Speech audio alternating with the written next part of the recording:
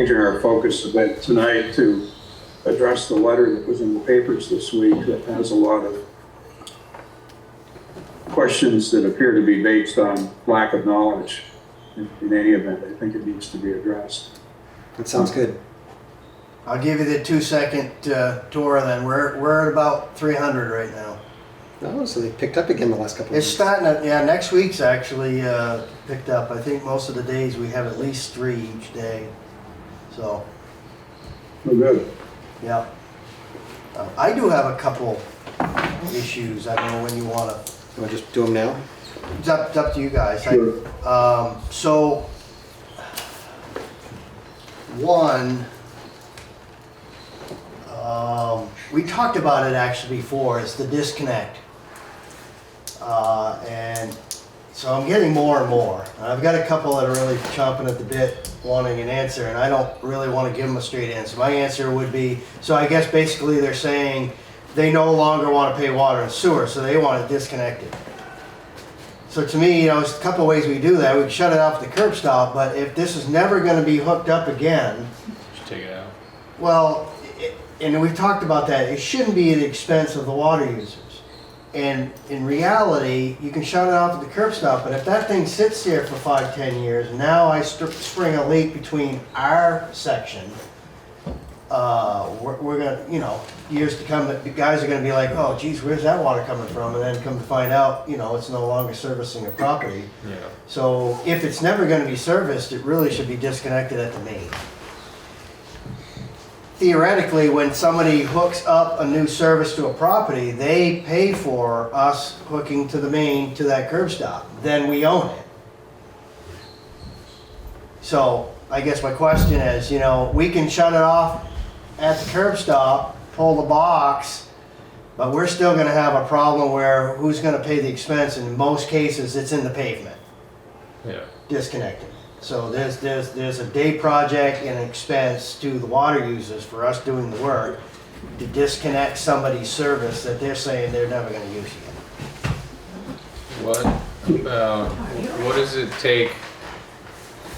I thought you have no other option but to be serviced by the city water if you're in the city. You water. do. They just want, like their, I'll tell you, it's the car dealership, Brad Shattuck Motors. So he's bought all them buildings right there. Well, he's got a back garage that they probably use for storage, but he's claiming they're never gonna use it again. So they don't wanna continue paying for water and sewer. The curb stop's in his driveway, for one. We'd have to cut the driveway to pull the box, and then you still got a line going out. That's probably The a others- long one.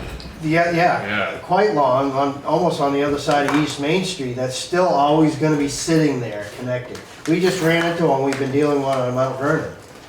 Above this house, they were getting all this ice. We thought it was the house line leaking. Come to find out, there's an old service line. There used to be an old house, used to be 2 lots. Nobody knew about it before, so a few days went by, he had all this ice and water in his driveway thinking it was his, and it wasn't. It was a service line that, It's one of our leaks. the building's no longer there, and then you've got a line from the main to the curb stop that's been buried. Nobody even knew about how long, no idea how long it'd been there. So I'm really glad you said that because I think that's like the prime example of why we cannot have these dead spurs coming off because we'll never be able to locate leaks. If Well, that's what- part of the problem, and then the other part is, if that person happens to know, the property owner knows, you can go down to pick and shovel and buy a wrench. Yeah. Buy an excavator on the weekend, who's gonna know the difference if they run a line to it, or there was already a line there and they just turned it on? But who pays for it? And should we go back to the main? You almost have to go back to the. To me, that's my opinion. I mean- Because otherwise, I'm not gonna be, 5 years from now, when I'm no longer around, and the guys forget about it, and, all of a sudden, this time of year, you get a water leak, and they're wondering, where the heck's that coming from? Well, and if you're not actually providing a service anymore and that's a dead line, do you actually have access to enter that property if you're not providing a service anymore? To me, it needs to be disconnected at the main. And then. But the only way to do that is to dig up the macadam in most instances. Dig up the road. In this case, you know, that we could, if we could locate the line, trace it, we could theoretically dig just Right. over the main. Yeah. The corp in the main has its own shut off on it. You shut it off, cut the line, so if they're ever digging, they don't hook it and break the corp off, and then you get another issue. So it may just be that one dig right there, but it shouldn't be, I think it needs to be written that it's their expense. I think you're right, because we can't have 500 reclaimed properties with potential leaks that we will have no either access to enter and address or even ability to find them. And the other side, they could turn around, if I just shut out the curb stop, and they're not paying for a couple of years, and they turn around, oh, I'm gonna sell that. Mm-hmm. Just pay the $100 for allocation, and boom, he's right back in business, and it didn't cost him anything. You know, I mean, and then the water users flipped the bill, you know. So, that's one issue. So it sounds like what you're saying is we need a policy decision from the council. I think it should be, I mean, I could just tell people that, but it's really, there's nothing written. You know, and I don't think that's the proper way to do it. Ultimately, it sounds like that should be in the ordinance. Yeah, that's kind of why I brought it here, because I mean, I can, like I said, I can tell people that, and that's what we're gonna go with, but nothing's written. I think this is, yeah, I agree. I think this is definitely, because there's all sorts of policies about installing a hookup. Right. So Right. there's gotta be Nothing one about a about- disconnect, and Yeah. you're starting to get more and more. I mean, we've had, between myself and the clerk's office, you know, we've had a bunch of calls about, there's something wrong with my water, I got a wicked bill. Well, you know, Is there a cost? the bill went up, you know, and that convinced them that's what the problem was. Except for one, where I called and said, did you check on this? And they had a water leak. Oh, Yeah, major one, yeah. Is there a cost for the owner to disconnect at the main? That's what we're saying. yes. There will be. That's what Yeah. we're contemplating, is whether there ought to be a policy or an ordinance that says, yes, if they you want to don't- disconnect at the main, it's Yeah. going to cost you. If they And they don't give up their disconnect, allocation. then they have got to pay the base The fee. base fee, yeah. Because if there's a service line to that lot, whether there's a building or not, Yeah. It's a liability on the city to have to maintain it. it's a liability on the city, but also for the sake that anybody can go and turn on if They they could turn, know yeah, where they the could turn curb it on stop at any is. time, Yeah. and you'd have no way of knowing. But if they're paying a base fee of, what, $100 a month, right? Yeah. Then if the cost is going to be even a couple of grand, it's worth their while to go ahead and do it because Yeah, it'll one pay for time. itself in a year and a half. Right. So, sorry, go ahead, John. So your choices are basically pay the base fee to preserve your ability to connect when you finally do build something, or pay to disconnect at the main so that you ultimately have no liability until such time in the future as somebody chooses to build something and then they get a new allocation Correct. and a new connection based on whatever they're doing at the time. Yep, yep. And we'd still have the corp sitting there, so, you know, That's true, yeah. but for us, and leaks and everything else, it'd be the cleanest way. How would you configure the cost? You would just say Time it's a and material. time and Yeah, materials. it would have to be. So if we can do it Every quick and job's easy, different, because yeah. there's an easy way to do it, you get lucky and you just pay what it costs. Right, because, you know, some cases you might not be dealing with pavement, most cases you are, so. But you know. you're also, DPW is only gonna patch their right of way. They're not gonna patch a Shattuck Driveway. parking lot. But you wouldn't need to, because all I you're doing wouldn't- is going in right, one I- spot. and right, I coming don't- along. Saying, but I'd go if you to- chased it all the way, like, I wouldn't deal with the Yeah, line itself. okay, I'd go, okay, right- okay. I'd Just try go right to to the main trace and it, cut go right it off. over the main and cut it off there, patch the street and be done. Yeah. Mark the corp for future, if anybody ever decided down the road, we'd still be able to go back to it and rehook it up, basically. I gotta just question, like, you know, if you're tracing this and you get back to the main and you think your corp stop is right there, how big of a hole you gotta dig? I mean, Oh, safe enough to get a box in it. yeah, okay, so you have a So I trench have, box. so I Yeah, have okay. I have a 4x4, actually it's 5x5, trench shield. And to be Okay. able to set that in there and do the work, be Yeah, it's not, legal and safe. That's not gonna be cheap for anybody. No, and then the pavement, Yeah. you know, you're talking a day job easily Sure. by the time you're all said and done. So how much, day job, how many workers, so ballpark? I could come up with a ballpark. I could certainly put, you know, a range maybe. I think we're gonna have to know at some point if somebody wants to do it, and obviously we've got one viable.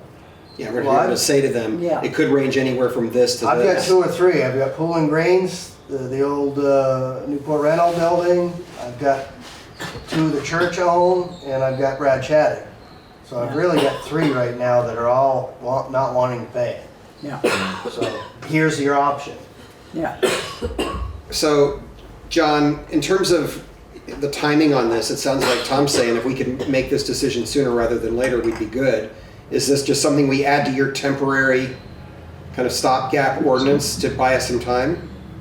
Yeah, I'll have to go back and read the existing ordinance and figure out where to put it, but yeah, conceptually, we could add it in as another provision, either amending whatever the ordinance says now on that subject, or adding a new provision and include that as part of it.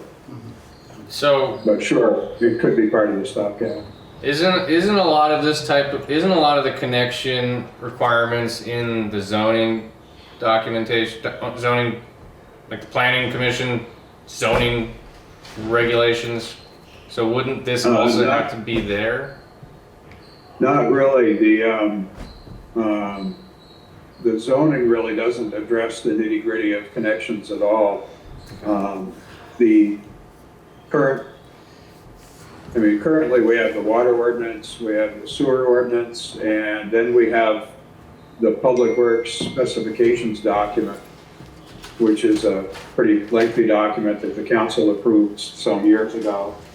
Probably I 2000s. have it here, but I did it. in any event, the specifications document has some detail, but I don't remember, it's been a while since I've looked through it.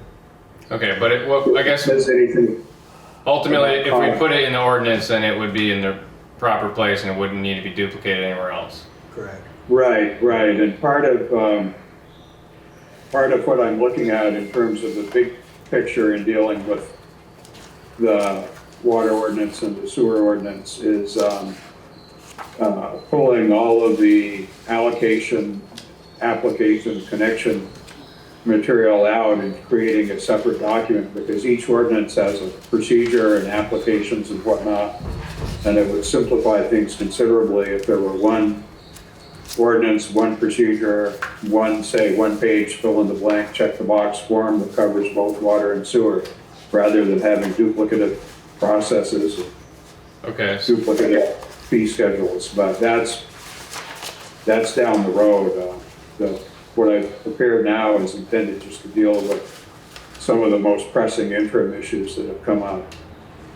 And we can certainly add this to it, because this is something that's, I think, sounds like it's been a gray area. so does there need to be a twin policy for sewer disconnects? Like what's the risk of having a dead sewer lateral that's just, If the building's still there, you know, there's no water in there, it's not gonna be a problem. If they tear the building down, typically when they're tearing it down, we coordinate with them and make sure they're capping it, cementing it, or, so we don't have infiltration from storm water. sure, but like, say you turn off the water, disconnect the line from the main, and then this property gets back flushed with a bunch of sewage from a clog in the sewer main, and now the city has got, So it depends on it would depend on the location of the property. The few that I'm thinking of that I currently have, if it backed up all the way to there, there'd be other buildings that are gonna have problems well in advance. what I want to do is avoid that. So like, if should there be language in there that says if you're going to disconnect the sewer, They the water should- line, they then should cap the sewer. you must also cap the sewer. Yeah, Because yeah. if you're already mobilized and do all that work, Yeah. you don't want to leave this Well, you know, if the building's still gonna be there, you're using it for storage, that basically you could just cut the pipe, put a plug in it. Yeah, I think that should be included because if you're gonna sever one, you should sever both so that there's no Yep. vulnerabilities. So you need to make reference in the ordinance that Yeah. both go at the same time. Yeah. Okay. Obviously, it would be different because it would be access to the building location for the sewer Right. and to the water If the main. building's still there. But you know, a regular plumber could do that, right? Oh, yeah. Yeah, you don't need the DPW doesn't need to go in, but you'd need to have like some sort of certification that Visual of it, that they Yeah. actually did did it. it. Yeah, Yeah. yeah. Okay. I think it's gotta happen because I don't know. I don't want the city to find out that they stopped servicing this property and then the basement ended up Yeah. with 10,000 gallons of sewage in it somehow. It's our problem to deal with. So, Tom, on these 3 instances you're talking about, they can't really do anything. Nobody can do anything about it until April. They're still paying the bills. Yeah, so they're just gonna do it. I haven't, We'll try and get this new temp ordinance in place, I would think, in the next month or month and a half. I figured So if you'll I have an brought answer for them by it here spring. again, Yeah. we talk about it and then I can reach out to them and say, this is where we're going. This is where we're headed, you should Right plan now. on this. Yeah. Okay, I think we got it, Okay. okay? All right, I won't. Let's move on to the next one. So I recently have received an email that a person is not going to allow a radio read meter in his home.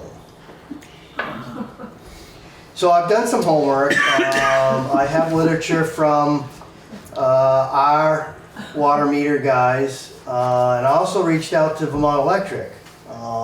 And this is what I've kind of wrote and want to get a feel on what everybody's thinking. So I wrote, Dear property owner, the city of Newport has been installing radio read water meters for the past 15 years. These devices operate at 900 hertz frequency, maintaining radio frequency RF exposure levels significantly lower than common household electronics. For comparison, RF output for the following items is significantly higher than standing 2 feet from a water meter or these electronics. A microwave, 550 times more. Walkie-talkie, 55 to 4,600 times more. Cell phone, 3.3 to 1,100 times more. A laptop, 1.1 to 2.2 times more.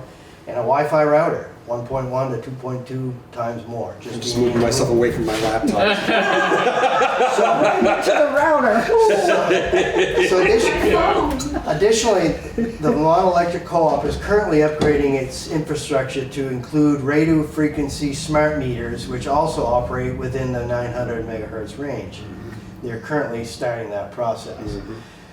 Please be advised that opting out of a radio-controlled water meter installation will result in additional installation fees, furthermore costs associated with manual quarterly readings and manual data entry for billing purposes will be applied to your account. Or, if refusal, will result in a substantially quarterly bill with no water meter installed. That was well done. So that was one, that may be the only one I get. I doubt it. I don't know. But again, everybody's different, and I get it. I mean, I would have to think, generally speaking, most people nowadays have a cell phone. You have a microwave in your house. You have a laptop or a computer or Wi-Fi in your house. Did you get emailed that? This is minimal compared to any of those other. I think it's, devices, but- I don't have any problem with the letter, the way you've written it, Tom. I think it's well Yeah. done.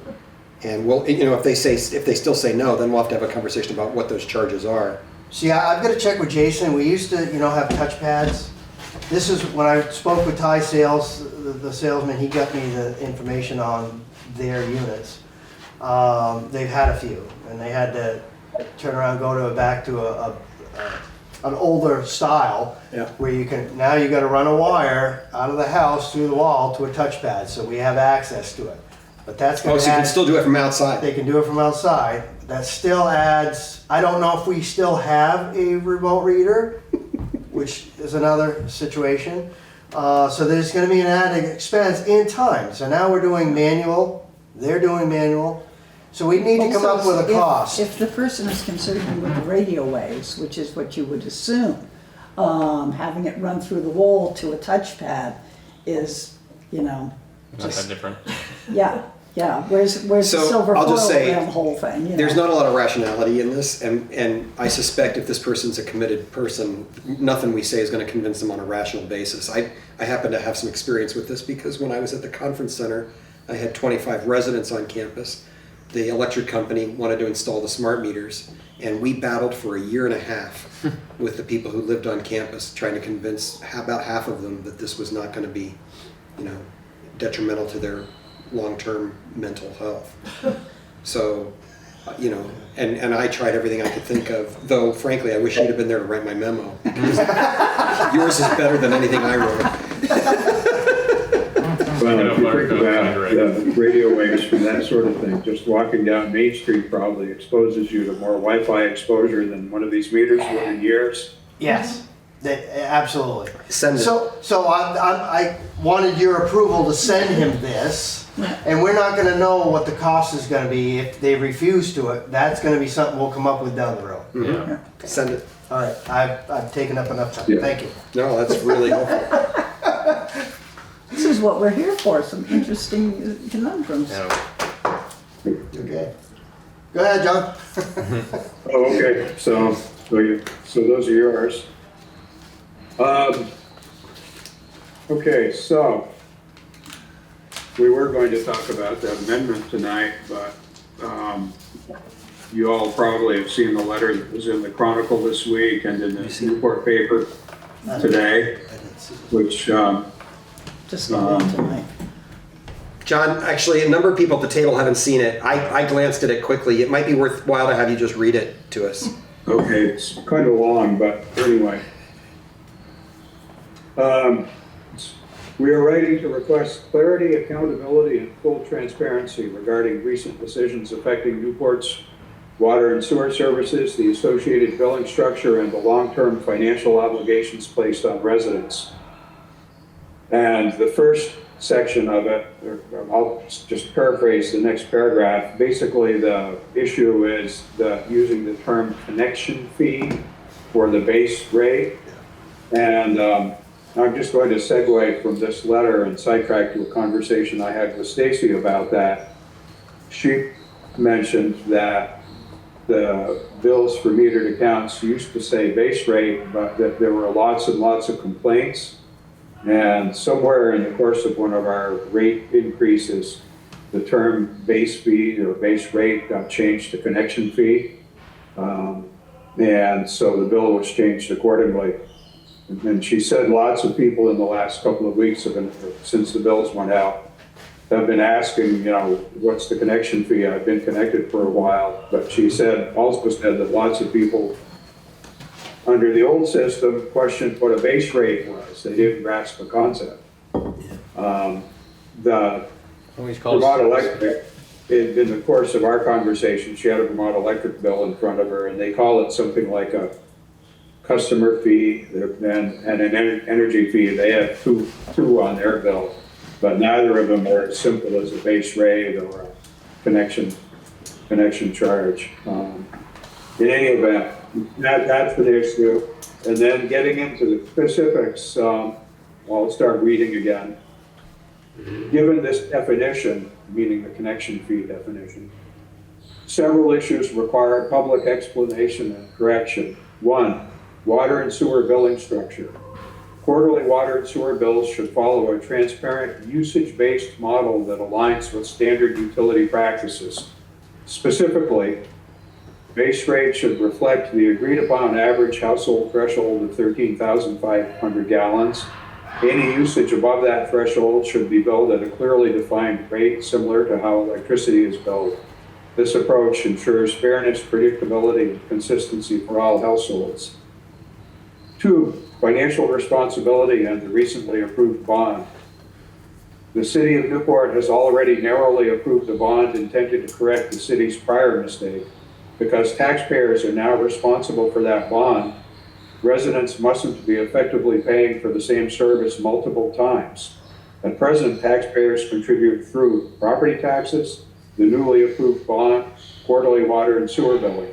Residents should not be asked to pay for these services 3 separate times, i.e. the additional connection fee that was applied to this cycle's bill. And I have a comment about that when I finish it. I bet you do. A comment specific from Stacy, specific in the context of one of the signers of the letter, and perhaps the reason that paragraph is worded the way it is. 3, transparency in the proposed city annual budget. The proposed city annual budget must clearly show the exact operating expenses for the water department, the exact operating expenses for the sewer department. These figures should appear explicitly within their respective budgets so taxpayers can understand how funds are allocated and whether the billing structure reflects actual operating costs. 4, request for public explanation by the city council, the city attorney, the city water and sewer administration, and the water and sewer task force to provide a full explanation of why this course of action was taken, how the decisions aligned with the definition and purpose of connection fees, the anticipated financial impact on residents, how the city intends to prevent similar issues in the future. We respectfully request that this explanation be delivered at the next scheduled city council meeting on Monday, February 23rd. 5, considerations for town meeting day.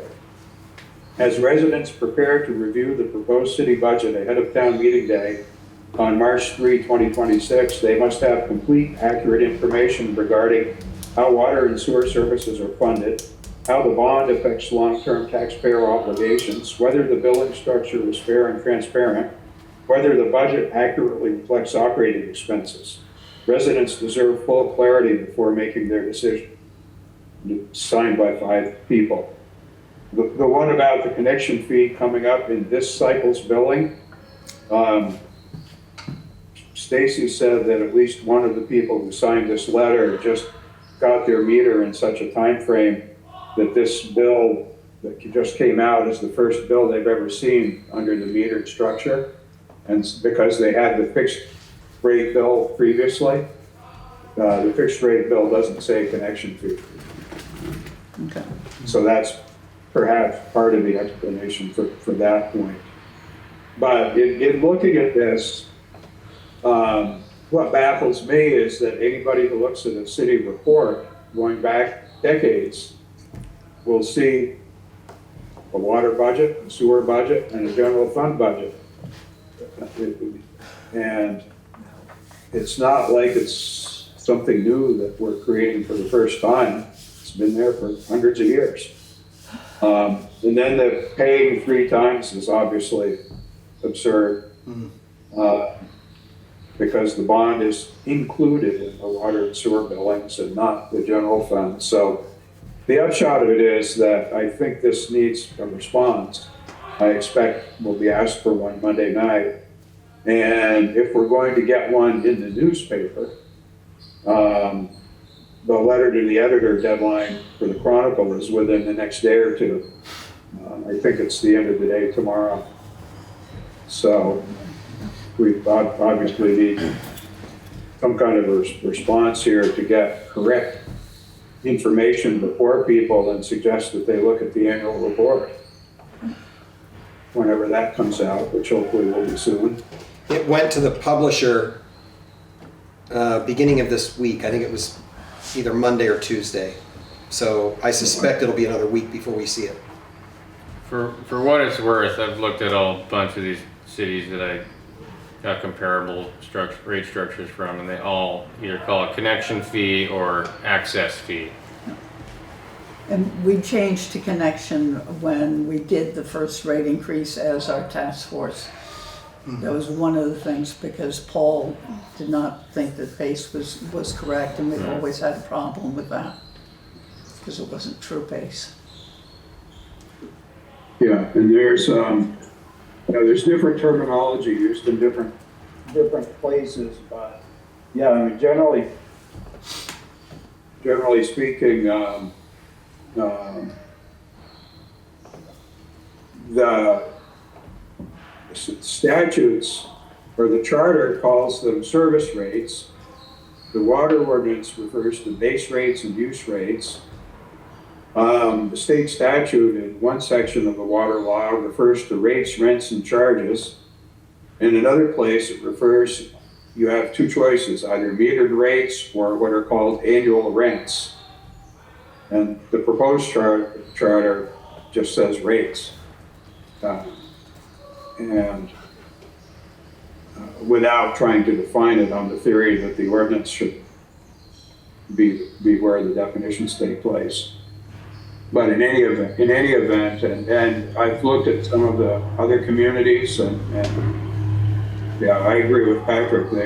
A number of them call it a connection fee, and they distinguish a connection fee from an initial hookup fee or an initial tapping fee. That's a term that's used in some. Allocation But fee. they don't necessarily call the initial physical connection and the inception of service a connection fee.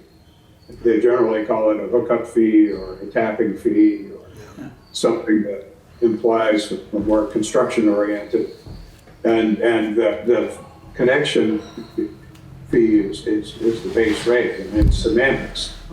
And I think base rate is clearer to me than connection fee, but from what Stacy said when I talked to her about this point, she said people complained about the ambiguity of what's a base rate.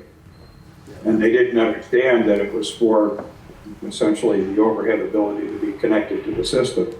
So from her perspective, no matter what we call it, it generates complaints because people don't It does. grasp it. I've had a number of them, and I think after I had a conversation with them, it makes sense to them. Yeah, But I took 3 or 4 calls this week. I think 2 of which I've managed to respond to. I've tried to call back on every one of them.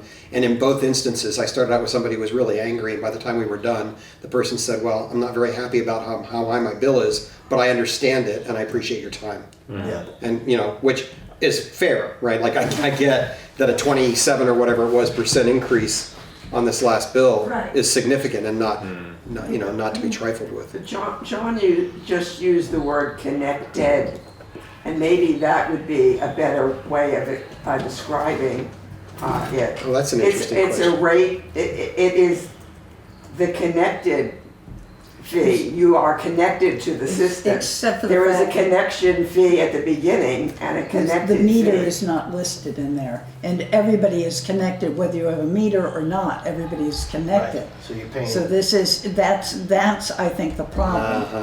that's there, because everybody has the water going in, they throw in a meter, and that ends up going from a, flat rate to a connection To the fee base connection fee and usage. the Yeah. additional usage fee. Really, it's an operating fee.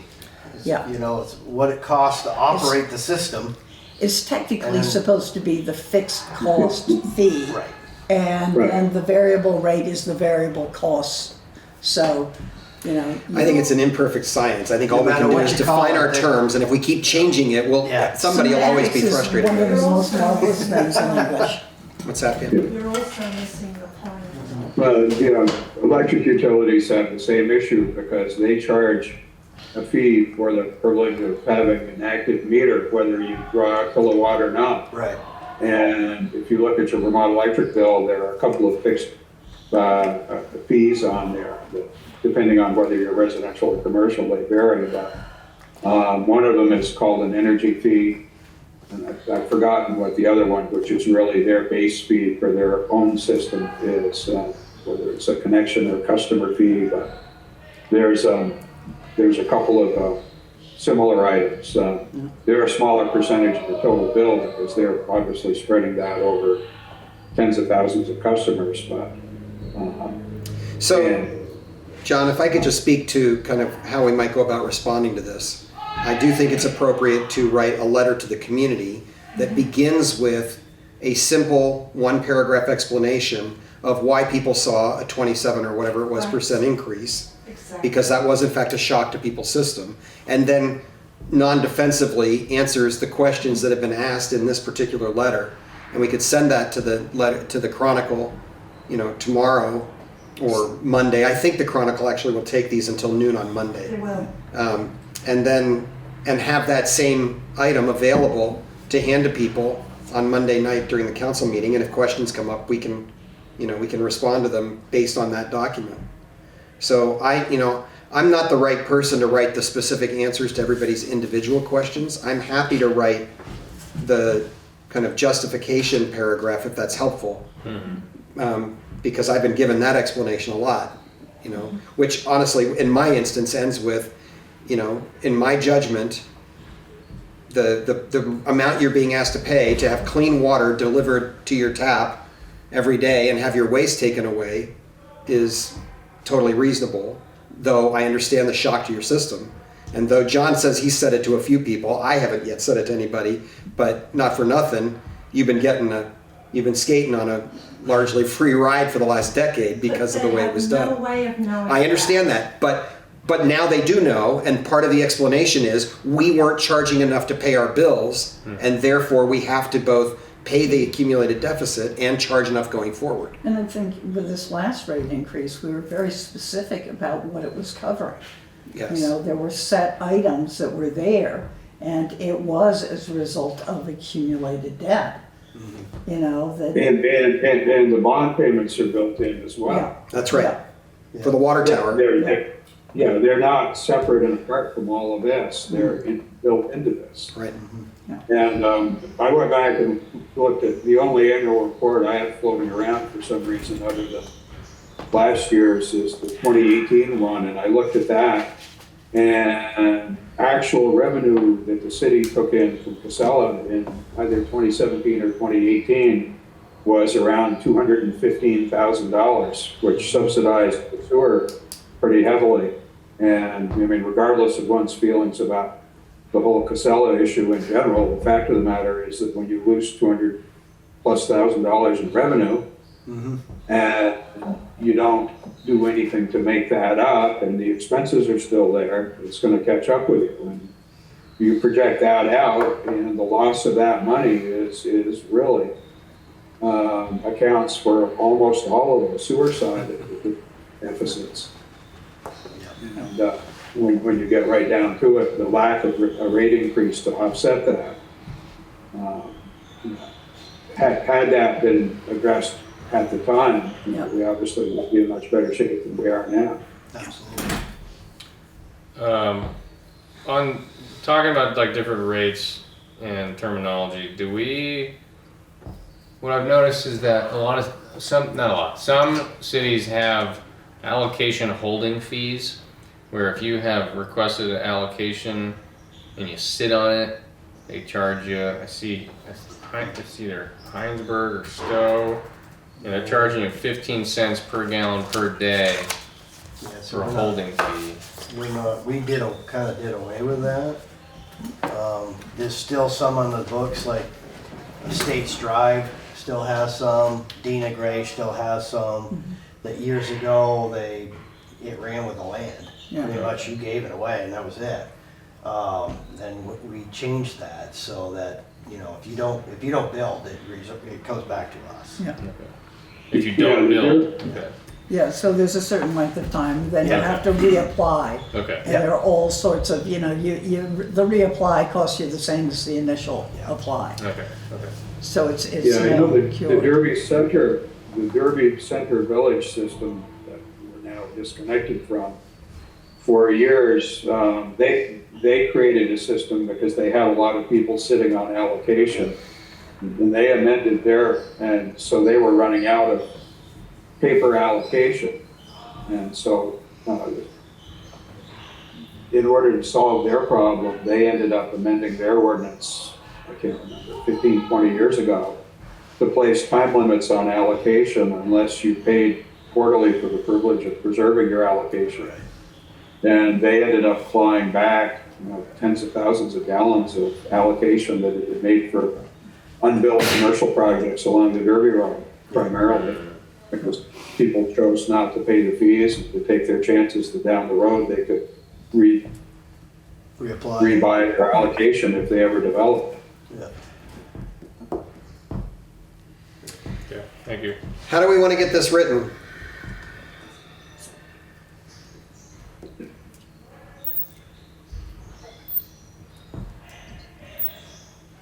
Sean has If you all wanted the- to take a shot at that first paragraph, I can try to work on the rest of it tomorrow. I think I can do it tomorrow afternoon. I booked all morning. Yeah, and John, I really do think we got the weekend if we need it in order to get into the Chronicle on time. We do. Yeah, I'm not as concerned about the Newport paper. We can get that there Monday or Tuesday easily. Yep. Okay, so I can draft something probably tomorrow on that basically says why did the bill go up, and talks about debt service for the water tower and debt service for accumulated deficit, and adjusting the rates to make sure we're covering our actual expenses and not running into more deficit. And I can also do something. Do you want to do the connection fee language question, or do you want me to try and handle that? I can do that one. Okay. And, And do you want me to do what are the three budgets, kind of how do we, and what people can expect to see in the annual report that they'll see? yeah, and I think, I realize people oftentimes don't look at the annual reports, but it's not like these concepts that they're asking for, they're kind of asking for the obvious that's always been done. Yep. And I'm a little baffled as to why they think it hasn't been done when all it takes is looking at the last 10, 15, 20, 50 years of annual reports, and you can see that it's always been done. Well, to be fair, I think there's been confusion the last several years about how to get good information about the water and sewer Exactly. portion of it. So, I think we just, we do what we should be doing anyway, which is we respond factually and respectfully to the question. Well, I know the annual report a year ago, a big chunk of the water and sewer information missing. pages were deleted and missing, but other than that glitch. They were always in there. Yeah, they've been there, but not talked about by the council. And it was several. misinformation that was there a lot of the time before. You know that. But the point that I think John's making is that the practice hasn't changed except to be reclaimed and cleaned Right. up at this But point. the piece that you're not hearing is the pain that is in the voices of the people who are speaking. Believe me, Ann, or Pam, I spent hours on the phone this week I'm with people sure you listening to the did. pain. I'm But hearing I'm it. not sure that the rest of the group is hearing that. You're in a position where you are hearing it. No, I think But there are some we knew from the seriously beginning. worried people. I get it. And they And know- nobody, because you've been in these meetings, Right. nobody made these decisions lightly. People around this understand table that. understood exactly what we were having to do.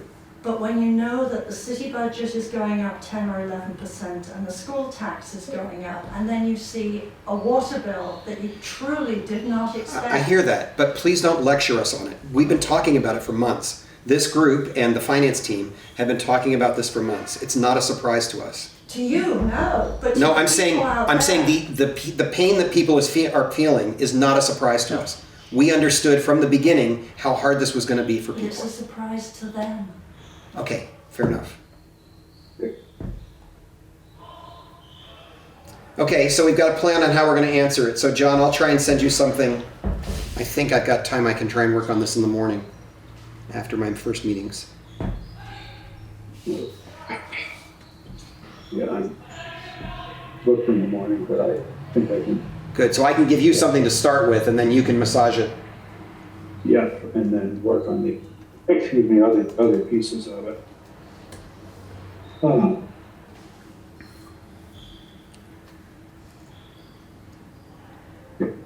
Yeah. Okay, now what did I do with?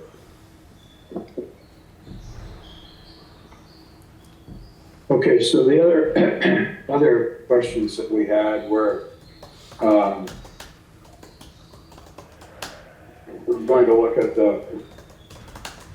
figure out how to go about looking at the labor and equipment rates aspect of the fee schedule. Not that that's a big part of either budget necessarily, but there had been questions raised as to whether those were adequate,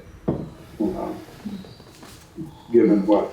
And certainly That we're type gonna of- do a disconnect back to the to the main, I guess. We are gonna need to keep an eye on the labor rates. Yeah, because the labor and equipment rates would apply presumably both connections and disconnections. They're just whatever the city charges for whatever the city has to do. And, yeah, it just strikes me in looking at it that it's really kind of odd that you would be as specific as saying that the factor is $262.08, presumably an hour. I'm assuming the rates were just adjusted based on flat percentages at some point from prior rates that were probably even numbers. But in any event, you know, I don't know what conventional private sector rates are for any of those items of equipment. I mean, I know 25 years ago when I was paying crane bills for something, we were paying around $200 an hour for a crane and an operator back in the late 90s for a 75-ton crane, but we paid a flat rate that covered both. John, I'll just jump in. I haven't had a chance to get certain piece of equipment, but I will have a list. I mean, I think for the most part, we're pretty close to what I've been charging for anything, like some of the grants, these are some of the charges that I've been charging. And the prices you see there includes the operator. So, Yeah, because the equipment that says specifically here does not include labor. But yeah, maybe for, in most cases, you know, if you hire a dump truck, they're gonna give you a price, you know, a 10-wheel dump truck's running about $120 an hour, and that includes the operator. Is there a, should we factor in or mention an overtime charge or a, you know? I mean, if you imagine some of this is emergency work, Right. you have to sort of factor that in if we cover the base rate. Obviously, if we have to pay overtime, we have to pay overtime. We aren't trying to screw them. So one yeah, thing I've noticed is that other towns have a hourly rate and a minimum hours, 2 hours minimum for any call. And then the other thing I'm wondering is like if we have, I don't know why we need to have, I mean the equipment rates make sense because those need to be kind of backed out, but really we should be billing them for the staff, like their punch card time, right? How does like a service call get billed to somebody? Is there like a pink slip? Well, I certainly, if they get called out on a weekend and it was actual, you know, working for somebody else, Yeah. which we really honestly don't. Okay. You know, I go by, certainly could go by his time card. Okay. I don't, you know, we try to avoid private work. Sure. I've even gotten to the point where, you know, if there's a new home going in, and they need a service, water or sewer, I tell them that their contractor is to do all the digging. The only thing that we're gonna do manually would be to tap the water main Yeah. and run the copper out to the curb stop. Even the sewer, depending on who the contractor is, I allow them to do the connection to the sewer main and we observe it, Okay. and that's it. Yeah. yeah, the state wastewater permits generally require that either the city personnel or a site tech or a civil engineer observe the actual connections and inspect everything before it's covered. Yeah. And the city ordinances actually require that a city person, either Tom or his designee, inspect before they're covered. But these labor and equipment rates would come into play for the disconnect that we were talking about earlier. Yeah. Yeah. So that, you know, they should be reflected there as well. Because whether it's connecting or disconnecting, it seems to me the rates are the rates Right. for that purpose. So yeah, so we can get updated on that when you have the information. asphalt. So you need something in there to, That's time materials, I guess. yeah, but to say to restore to previous Condition, yeah. condition. Because otherwise, I mean, you sit there, you could just fill the hole. Yeah, I mean, I feel like there must be an easy way to do that is just say plus, disposable or materials, because you could be talking about granite curb, you could be talking about concrete sidewalk, you could be talking about asphalt. Yeah, but I'm just saying turf, it's grass, not reflected in there right Sure, now. sure. So we need to make sure. I mean, the actual sheet presently just says actual cost of materials plus 10%. Oh, I think Tom. Well, I know there was a said reason, 10%. there was a reason for that was because, as we spoke last time, back in the day, I was being pushed to do contractor work. So it was more of a push to make money. wow. And in the end, it got to a point where, after going across the street a few different times and not getting paid, and the courthouses decided to do them, I'm like, this is Yeah, you're not making any money. Yeah. I pissed off every contractor around here. Yeah. And then come this time of year when we have a major break and I'm calling these guys for a piece of equipment and they're not gonna Go pound answer. sand, yeah. Yeah, no, that's sticky. We're not in the business for that. If I was gonna do that, I might as well quit my job and go run my own contracting business. But I think if we. So if we have on to that do point, this, then, maybe part of the amendment to this is simply to say actual cost of materials period, so that it doesn't look like we're competing with the private sector. Yeah. And then, just make sure our equipment and labor rates are adequate to cover what they cost. And in most cases where if we've got a new connection going in, a new home, we it's the same with our allocation. Our allocation isn't a huge expense. We don't want to drive people away like the state of Vermont's doing. We want people to come here. Yes, that's right. That's right. We want to make it That's exactly right. affordable.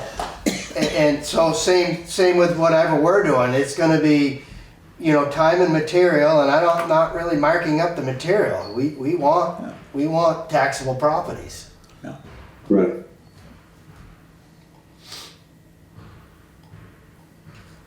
Yeah.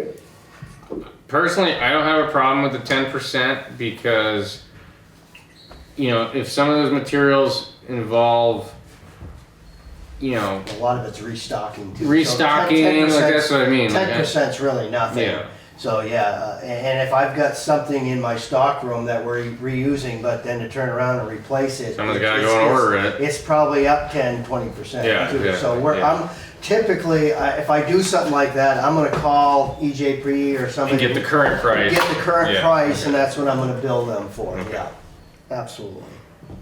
Because we do keep a stock room with quite a bit of stuff. So first in, first out. Yeah. Yeah. Good. Okay, unless there's anything else on that, let me see. The list that I put down, of policy questions effectively all tie into this, interim ordinance amendment ultimately. We have the issue of needing to develop some kind of a flat rate schedule for people who've been cooperative with the meter process and tried, but it's not possible due either to specific physical constraints that are essentially impossible to remedy, or a cost cutoff.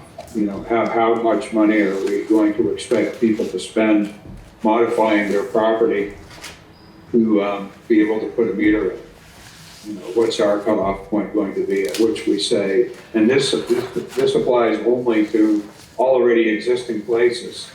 New construction presumably can solve it. Yep. This applies only to the pre-existing ones. And like I'm thinking the condos down by the city dock because of the water tables and being built on slabs and piles, that one may be one where it's just not practical to build anything. In turn, especially if you look at cost relative to the amount of water that those places probably use. And there are probably others like that as well. But ideally, we come up with something in the ordinance that just doesn't have a flat dollar amount because of inflation. Ideally, we come up with a dollar amount and a way of adjusting it. Or a percentage. Percentages, Yeah. I like percentage because it can change, but what I really want to avoid, and this is not to try to ruffle any feathers, but like, it's a pretty small community. If you're gonna rely on one person's estimate for undue hardship cost-wise in terms of what it would take to retrofit or modify, you just gotta call your buddy who's a contractor and have him give you a bullshit quote and then walk in and say, it's gonna cost 10 grand, don't make me do this.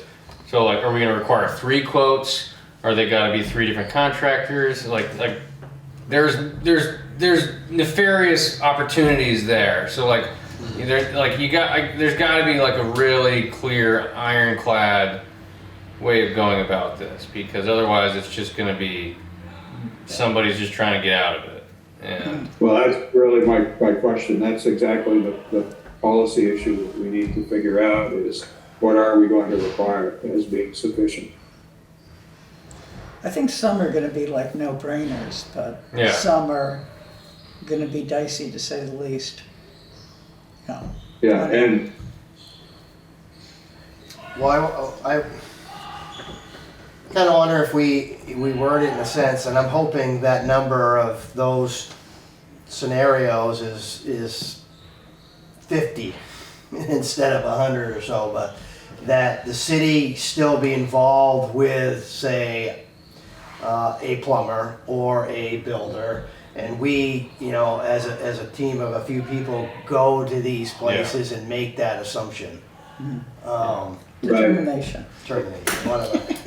no, I Wrong agree. word. I agree. I think DPW has to be in agreement Yeah. and say, yeah, this is not feasible or worth it. Yeah. No, I don't think.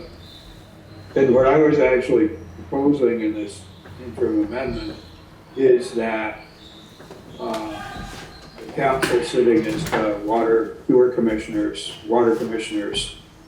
essentially review and grant a waiver that's, if this applies, that's permanently documented somewhere, so that there's a paper trail and back up for it. Yep. And if the waiver continues in force, and then suppose you have a situation where it's not practical now, but somebody is going to do a substantial renovation or reconstruction of their property anyway, and as part of that process, then they can get the meter in. The waiver expires at that point, and they just have to put the meter in. Yeah, that to me sounds like an administrative challenge. That, Because yeah, we don't have could be- building permits, you know, for renovations unless you're building a new dwelling, right? Or expanding the three-dimensional physical footprint. But if the renovations are strictly interior, then no, there's no building Yeah. permit. Yeah. Anyway, I'm just trying to elicit how we go about No, this, no. because there's no right or wrong answer to it, but it's a point that we need to figure out in terms of how we objectively determine or create cutoff points for excusing people, and how we document those waivers for future reference so that there's a paper trail. So that, you know, we're not trying to remember, in 2040, somebody scratching their head and saying, well, when did the council exempt that property? Yeah. What happened? We just need to- Is there a way of recording it with a deed? I mean, one of the things that occurs to me is that I have a property that's non-conforming, but I might sell it to somebody who's gonna, you know, turn it into a two-family dwelling somehow, because the non-conforming is not anything else. If they do that, their usage is gonna go up. Yeah. So, you know, Well- any sale, sort of sale or renovation, so we have to have sort of like an expiry date on these or some, you know, review date. A required review date? Or Well, there's a couple of possibilities there. One, the waivers could actually be recorded in the land record books or the zoning permit books for that matter, so that they come up whenever there's a title search. But that's how you would attach them to the property in that sense. what should there be? Okay, so I'm getting ahead of myself. I was gonna say something about, you know, like how to determine the rates, and I feel like that should be based on, you know, number of bedrooms and acres or whatever. But we're not there yet. We're just figuring out what the threshold is. Does this are we suggesting that this only applies to residential hookups? Well, it would apply to any existing hookup where it's, you know, infeasible or due to physical characteristics or impractical due to cost or both. Like I suppose there would be a way to do the condos by the city dock if you wanted to throw enough money at it and create some kind of insulated, heated, underground, waterproof vault of some sort out in their parking lot. But the cost of doing that, it probably would be decades before you made it up in water rates, even if you had high users. But the other thing is, I think residential should be separate from commercial or industrial. That's something totally different. Yeah, do we actually have any commercial or industrial that are going to run into these problems? We Or is don't it know, just we've residential? got, let me see, those are apartments. We have, I believe, 16 still unmetered, commercial or residential. Yeah, commercial or industrial. Do we know how many of those are owned by the same person? I could possibly answer that. They are not. They're not all clumped around one or No, two they people. aren't. They're all over the place. Okay, I think, you know. they're just outlier. They're outliers. Some of them would save money if they went to it. I mean, I can't imagine. I know one of the places and I'm sitting there going, Why haven't you done this? Yeah, you're stupid. Yeah, That's all I have is a bathroom. yeah, yeah. So should we be talking about, like, you know, some sort of like period, like, you know, 10 year, if it exceeds that sort of payback period, then it's waived? How would you establish a payback? How would you figure out what the payback would be on an annual basis? Well, you have to do it with, you know, you have your quarterly income on a flat rate, unmetered usage. And then you have some sort of equation, calculation where you have For what they. you number think of they beds, usage? number of baths, you know, whatever. And you That's say, what I was okay, missing. this is what our anticipated 150 gallons per day per person Yeah. allocation. You got 5 bedrooms in this unfeasible, unmetered building. That's, you know, 750 gallons per day. What would that get on a metered rate versus what does that get on an unmetered rate? And how long is that payback period? And if it exceeds 10 years, or if it doesn't exceed 10 years, then you gotta pay for, I'm just spitballing, I don't really know, but that's how you might do it. Because otherwise I don't know how you would. Yeah, I know, it's one of, that's a sort of conundrum type thing. Yeah, but I think we've got, you know, ones where, you know, we've got some easy answer ones and we have got some, who the hell knows? Yeah. Yeah. Because, like, one thing that I'm worried about is, like, you might have a very small residential building, but you're growing a veggie farm. Yeah. True. Mm-hmm. Is it, I mean, I realize we're trying to do that with, you know, these changes to the ordinance, but until we know how many there are and Yeah. what they are? Yeah, Is it exactly. that critical or that we have it done now? I think we need a ballpark to go forward. Ballpark of what? A ballpark A of dollar amount? I think it needs to be case by case. I don't think you can come up with all the scenarios without knowing what they That's are. kinda what You I'm know, like it's. thinking. This is why I'm like, he's got to go with a carpenter or contractor and be like, what is this? Then we'll have to go with your scenario, I think is the only way of doing it.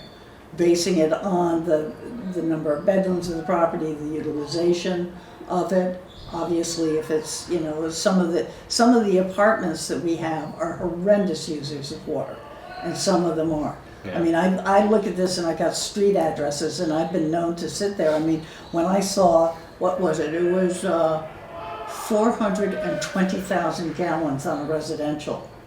I said, where the hell is this place? And then I found where the place was, and I called up and said, do we have a problem? And they said, yes. This was just recently you found this? Yeah, 85 gallons was what they used the year before. It's a unoccupied property. They had a, Leak? yeah. Good for you, Jennifer. No, Stacy had already found it. I knew she had, but I called up and said, Jeez. did Stacy find this one? Because it jumped down. Yeah, Is that in a quarter? yeah, that was 1 quarter. Oh, And that shit. was a month of a broken pipe in the house. Yeah, that's Because they said, you know, I'll it's, take one. yeah. So we're likely to get a PSI. court of abatement I don't hearing know. on that one. You're talking, you know, I've forgotten, it was close to 10,000. Where is it all going? $10,000? Right. Okay, I'm sure. Where's all the water going? Back out the sewer. Uh, Some of it did, yeah. so it was just out of spigot and down the drain. It wasn't flooding a house or neighborhood. I think it was flooding some of the house. I don't really Sure it know. did. But it was metered. Like you have to have Yeah, it was okay. metered. Yeah. Makes my tummy hurt. Oh, it's Oh, yeah. It Honestly. just- Yeah. Yeah, when I saw that, I just thought, what is this, you know? And I know, you know, they've had some other ones where there's been stuck items and they've caught that.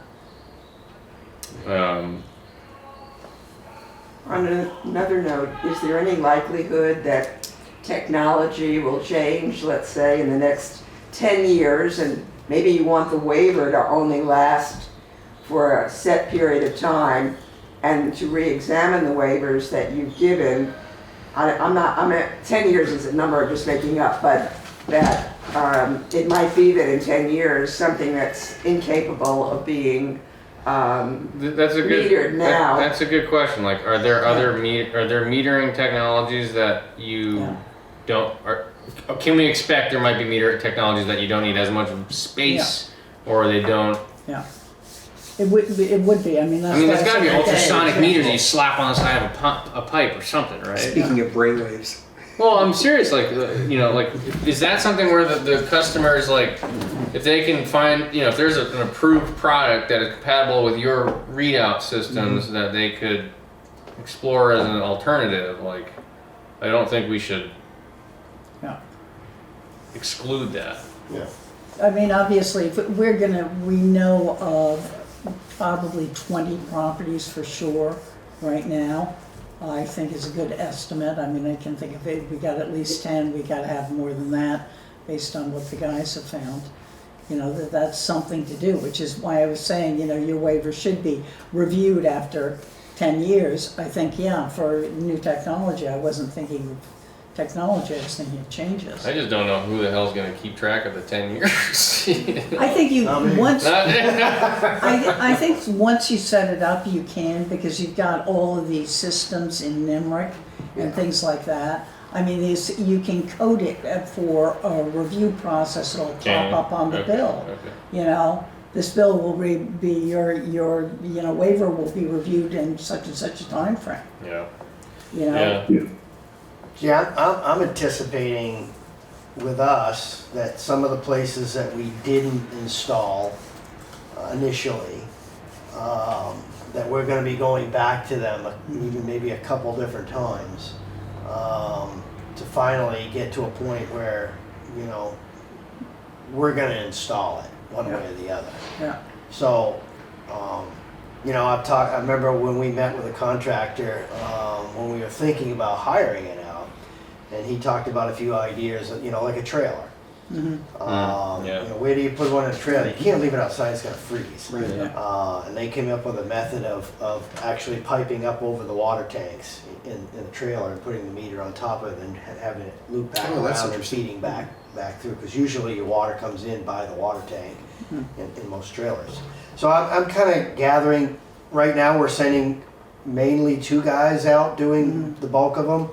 That when we get that smaller list, we're gonna have a group of us and we're gonna go in and assess each one. to Problem say, solve each one. Yeah. Problem solving. You know, I've got a couple of my guys, Chris, my foreman, did carpentry work for 7, 8 years, and he's quite a good carpenter. You know, we're gonna come up with ideas, even with the people, and say, hey, we can just cut this board, cut this, and we're gonna install this. And Yeah. just get them done. Yeah. For right now, we're not messing around with that. We're saying, hey, you need to fix this, plumbing wise or structurally.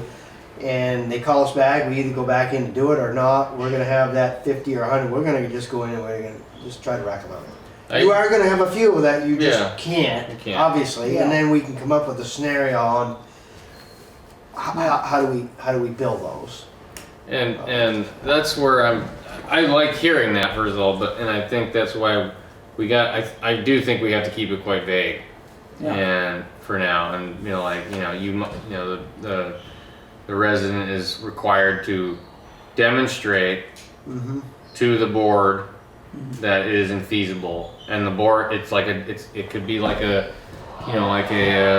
DRB kind of thing. Like you gotta demonstrate with some sort of third party verified, contractor testimony that this is not gonna happen. You gotta show us why it can't happen, and what, it's not, to me, it's not so much about the cost threshold, because, all it takes is $1 more to get over that threshold, right? What if you're $1 below the threshold? You're shit out of luck, right? Like, I think that's a rotten deal. And I do think it's a judgment call, not a trigger. Yeah. I just don't know how you would word that. We keep talking about the condos. Well, I've been in talks with a woman, one of them that owns one of them down there, and to me, when she comes back in the spring, because I'm sure they were all built the same way. Yep. Would be to, okay, let us into that one place. Let's go in there and really physically look at it. That really, I think that's a great idea, Tom, because, she was on the phone with me, 3 or 4 times, end of summer, beginning of fall, and there's really no way to answer the questions unless we go in and make a You gotta see determination. it. You gotta see it. Yeah. And if there isn't, if it comes up through, they have some sort of a crawl space that they need to insulate and heat somehow or whatever. I mean, I'd say 99% of the time there's going to be a scenario. Yeah. That's my guess. Okay. Insulate, Yeah. heat wrap, Yep. pipe wrap, whatever, they're- Are any of those occupied year round? I haven't There- actually been down there. You mean the ones right over there? Right Yeah. down there. I think knew there Bob, is. Bill and Carter taught at Turning Points with his partner. Bill, he's deaf. He used to work, I think he used to work pick shovel occasionally. But yeah, he lived down there. There used to be a couple that were year-round. I've kind of lost track of the owners, but at one time there were some year-round. I mean, if they're not, and it's in a place where they can have a meter underneath it, it's no different. If they're seasonal, it's no different than anybody else that's seasonal that hires spreads or any of the plumbers. And what they do is they go in, shut the water off, Well, if the water is Disconnect. running in the middle of winter, we should be able to slap a meter in there. correct. I mean, that's my logic. Yeah. Mine, no, mine's gonna freeze because it goes above ground at my camp, therefore it's seasonal, Well, if just, it is, if that's the case, then how they normally do it, when they shut it off, they disconnect, they winterize the building, they disconnect, drain the meter out, Yeah. Yeah, and they leave it on the shelf next to it yeah, and slap it back in the spring. yeah, Hopefully. it's We've not got bad. quite a few like that Yeah. they do that now, yeah, so. Yeah, most condo associations require that buildings be heated year-round to some standard from the point of view of minimizing damage risk because of the likelihood that some people are going to use them year-round and others aren't. So it's very typical for condo documents to mandate that they have to be kept at 55 degrees or more year-round. That's, So what do we need to do? Do we need to come up with some sort of language about this right now that says, you know, So it'll be a this- case-by-case basis? this might be one that we can punt for a bit. Okay. The more critical one, I think, critical ones are, whatever the penalty fee is going to be for people who refuse to cooperate regarding inspection of the property or allowance of determination of whether a meter can even be put in. Or if modifications are simple and cheap, you know, stop cooperating at that point as soon as they hear modifications. Like if you have a modification that's as simple as, you know, moving a built-in bookcase 3 feet or something, they just ghost you at that point. Basically the non-cooperation one. And then the variation on non-cooperation that Stacy's mentioned, because they have a number of buildings now that fall into this category. Places that historically have been metered, but the meter has stopped functioning. The place is clearly occupied and there's no cooperation regarding repair, replacement, inspection, whatever. So they've been paid, so their meter readings have been 0. She said it, if I understood her correctly, they have one that's maybe a year and a half since the meters worked. Place is occupied year round. And so they're billing based on whatever the pattern was when the meter worked in terms of the different quarters. You know, just picking whatever the figures were from the past, estimated. But something to motivate people to get their meter fixed. Yep. I think you need the step charges, like, you know, remember the parking tickets? It was $5 for one. It was, then went up to $10 and $15 when you got 2, you know, it just, if you. So have a fee every quarter and then have an increase every quarter? Yeah. Until it catches their attention? Yeah. Yeah, Cambridge parking tickets used to work like that. If they came back and your car was still there with the first ticket on it, then you got another one for double. And then they booted your car, so you had no other option. You had to pay for it. I'm still waiting Or for towed parking. it. Still waiting for a parking ticket from Montreal from 3 years ago. I like the stepwise kind of billing. How do you, What number? what's the interval? Yeah. I think you Increment. basically you choose something, whatever, you know, raise it up 10% every quarter that goes, you know? So what? Start at 50 and 10% every quarter from there. Well, these are gonna be non-metered, right? So it's gonna be the base, Non-metered refused. yeah. There's 2 separate categories, non-meter refused and meter failure, non-cooperation. Why would we treat them differently? Or would we treat them differently? I think treat them the same, but on a different, Yeah, I mean, there are 2 categories, but, yeah. yeah, there's no reason why the penalty structure can't be the same. Okay. I would say something if you want to catch their attention and they're just being difficult. Increase 10% first quarter, you know, or whatever. I think you had a thing of 2 quarters if it failed. There's something about 2 quarters in there or something. Might have been Oh, something yeah, else. in my draft, I threw in just to see if I get anybody's attention. If the meter does not register, this is for the ones that have failed. I had to read that twice.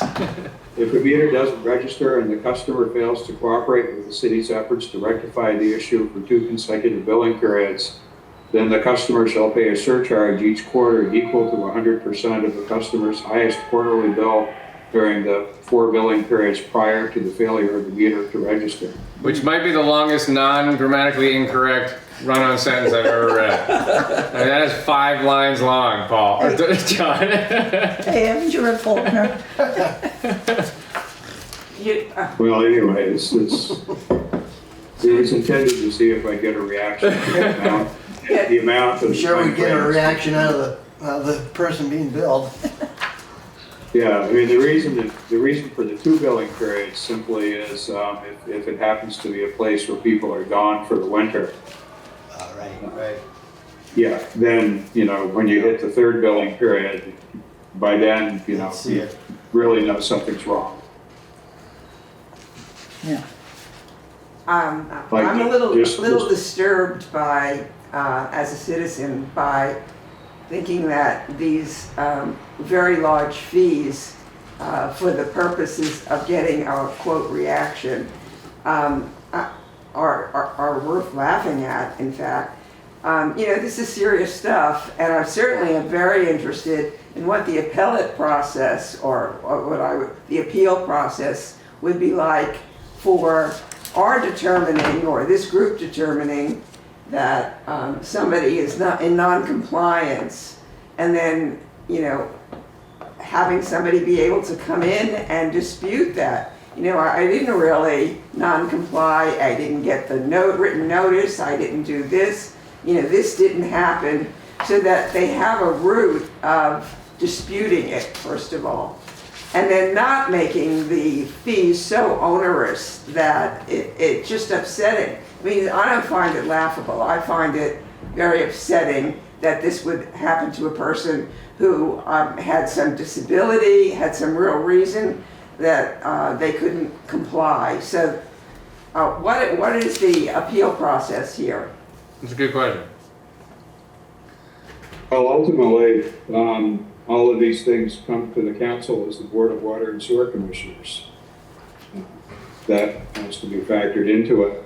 And But they I don't, mean, how difficult is it to pick up the phone and make a phone call? I mean, it's I mean, so- to that, like, what's the electric company gonna do?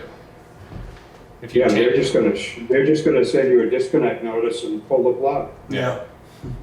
What's the repo guy gonna do? He's gonna take your car. Exactly. but I think so, you John, certainly should be able to appeal. I agree, for extenuating circumstances, right? Like, I But agree. people have to demonstrate some minimal level of responsibility. It's absurd to coddle everybody to the point where, nobody's responsible for anything. So, John, these would come directly to the council as water and sewer commissioners and not go through the board of abatement process? I'm asking because I'm still trying to figure out what counts as board of abatement over the last year and a half. I've been surprised numerous times by what gets sent to board of abatement. Well, that's a good question, because the Board of Abatement is actually a larger group than the council. The Board Yes. of Abatement is the council plus the Board of Civil Authority. And certainly some of the water issues go to the Board of Abatement. So that's something that actually probably needs some thought as to whether, the tricky part is that because the council is the Board of Water Commissioners, should the council be making the final decision, or should there actually be an appeal from the council as such to the Board of Abatement? And I don't know the answer to that question. That's, actually a significant policy question that has to be resolved. Well, I was pretty shocked this year. I don't know, it was a few months ago, I think, the last time we met as Board of Abatement on a question of water and sewer, because it hadn't computed with me that water and sewer rate questions were also Board of Abatement. That, I expected that was property tax issues, because you were asking, I thought we were talking about Board of Abatement being property tax abatement, asking for grieving your taxes.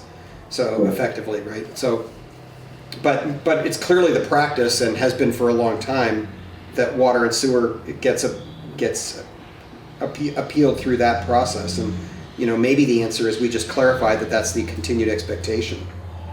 Well, in addition, this is in the nature of a fine. You're adding a fine to the bill. For non-compliance of Yes, Yes. which is a little different than, Well, I think that's why John's conceivably a asking. little different from Right, John. anything else. it's a good question. Somebody's bound to, at some point appeal this process, and we ought to know exactly how we want to handle it. So it does say, Vermont League of Cities and Towns says the abatement process allows the Board of Abatement to abate taxes, water charges, sewer charges, interest, collection fees, or any combination of those. So I think we do need to put that out there in the ordinance that any grievances would follow the Board of Abatement process. Because yeah, I mean, I do hear you, you know, in terms of like somebody is incapacitated for 5 months and all of a sudden they're getting $500 fees on top of their, you know, I think if we were on the Board of Abatement, we would sympathize, like, yeah, you didn't actually use any more water than the meter says. We can waive this fee. But if you're getting a guy who's being a pain in the ass and sticking in the mud, and he's taking, you know, DPW time away from what they should be doing to just wrestle about letting him in to check this meter, like that to me that's malevolent. Like I don't think Well, we should that's tolerate it. why, and that's precisely the point. It's not simply a question of a non-registering meter. And the customer fails to cooperate with the city's efforts to rectify the issue for 2 consecutive billing periods, i.e. 6 months. You know, and if the people refuse to answer their door, don't respond to letters, don't respond to phone calls, you know, it's not a situation where, you know, these surcharges come out of thin air, you know, with no effort to try to solve the problem. It gets back to the idea that, you know, how difficult is it if you're notified that your meter's failed, how difficult is it to look at a letter that says your meter's failed, please call DPW and we'll arrange to check it out. Pick up the phone and make a call. So people have to have some minimal level of responsibility here. Yeah. I think. And it's only if people are truly uncooperative for 6 months that at that point the surcharge even comes into play. And then if there's an appeal process, well, they can come in and, you know, if they have a good reason for having been non-cooperative. You know, I was in a coma in the hospital for 6 months. That's obviously an abatement issue. But if their reason for being non-cooperative is, I don't trust people, or I don't want anybody in my house because I'm running a meth lab in the back room. or I'm a sovereign citizen, you know? Yeah, exactly. Yeah. But I do want to go through your long sentence here, though. I mean, you know, the 100%. Yeah, I mean, the surcharge in there obviously can be adjusted to whatever people feel is appropriate. I just put that in theory that it's a starting point for discussion, and, you know, ultimately the whole point of the exercise is to try to get someone's attention to solve the problem. And if getting their attention by phone calls, letters, knocking on the door doesn't work, then, you know, this is the last resort, other than just shutting their water down. Well, and that's what I was going to get at. Like, it sounds like we don't actually have, at the end of the day, the ability to turn people's water off with any sort of lasting effect, right? Like, well, there's a state law that really creates a restrictive process, and it's not clear to me that, you know, meter failure would allow a shut-off. Right. Sure. Yeah. Whereas non-payment for a period of time does allow initiation of the shut-off procedure, but then there are all kinds of exceptions that kind of swallow up the procedure. Our current, Whereas with the power company, you know, in most instances, ultimately, they can pull the plug. I mean, there are some limits on their ability to do so, but they're pretty restricted compared to the ability to shut off water. our current charter sets a limit of $100, I think, on any fine to be imposed. And I don't know to what extent that would apply, but that's something that should be considered. And even the state statute and our our proposed charter has no statement whatsoever about the maximum fines, but even the state statute, I believe, has for municipalities a maximum fine. Yeah, it's changed recently. It's either $500 or $800 is the maximum.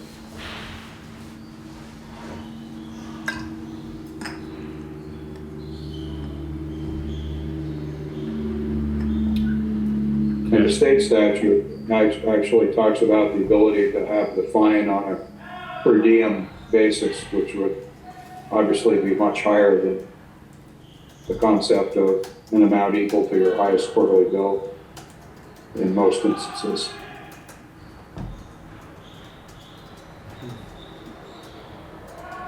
And certainly, I think the Board of Civil Authorities would take into account someone who is chronically depressed or whatever and doesn't respond to anything because of a a mental disability. Mm-hmm. Yeah, that would be. I mean, that person should honestly have some representation on their behalf. It's not exactly easy to provide or something you can be expected to be given.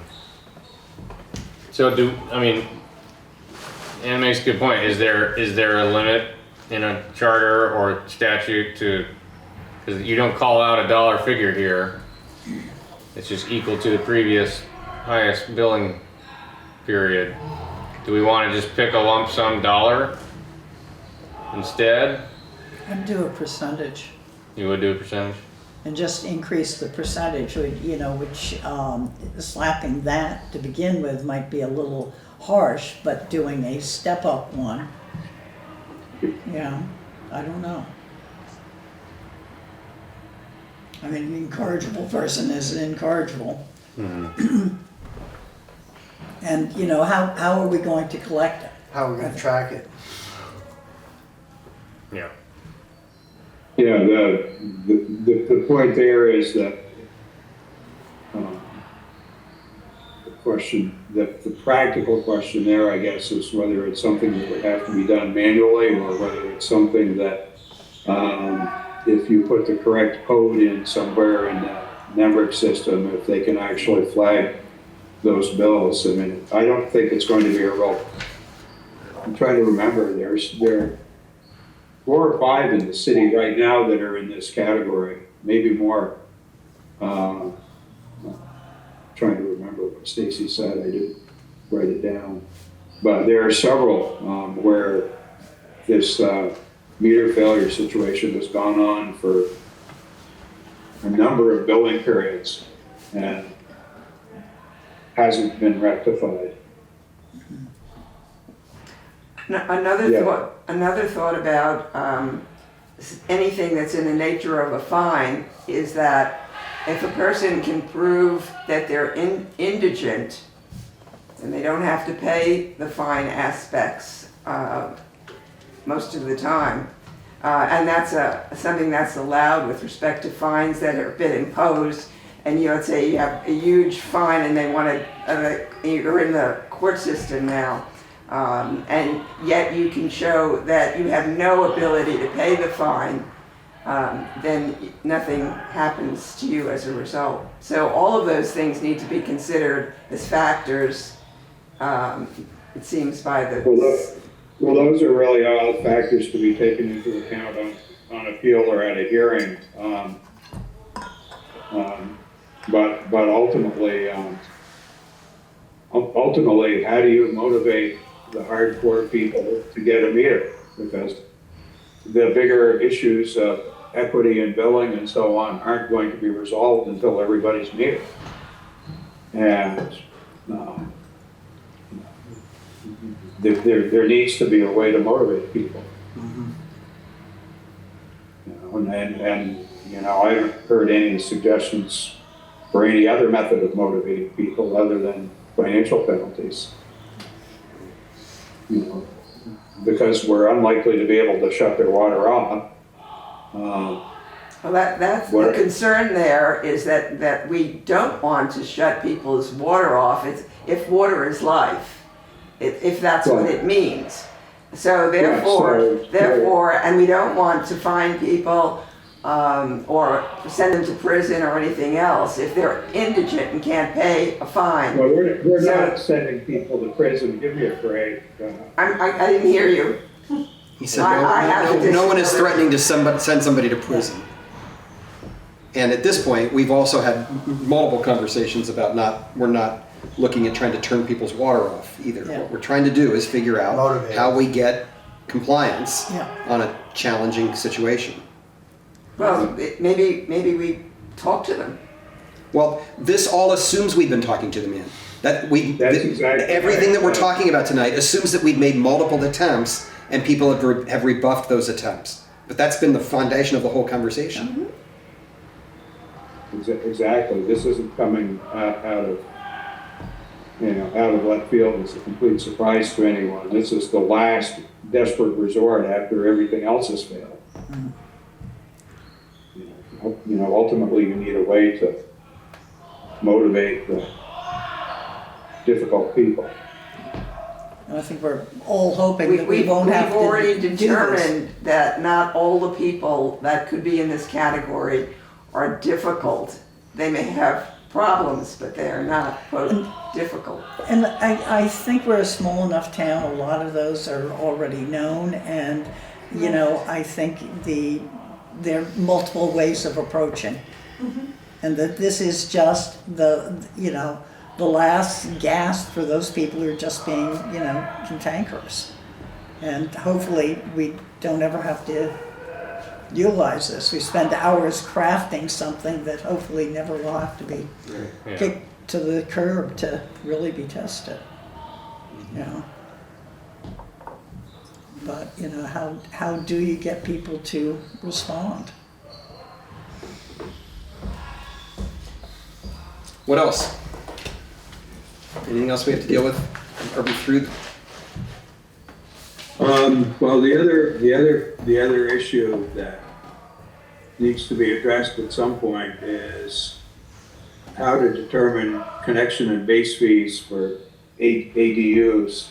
The attached ones within the same 3D building envelope where there's only one service are easy. That's, they're connected and that's that. And if they're metered, then we're collecting on the usage, but the issue arises with regard to detached ADUs.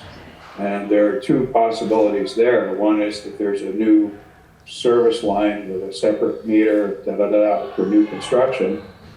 The other is that the water to the detached ADU is provided simply by tapping off the main building somehow.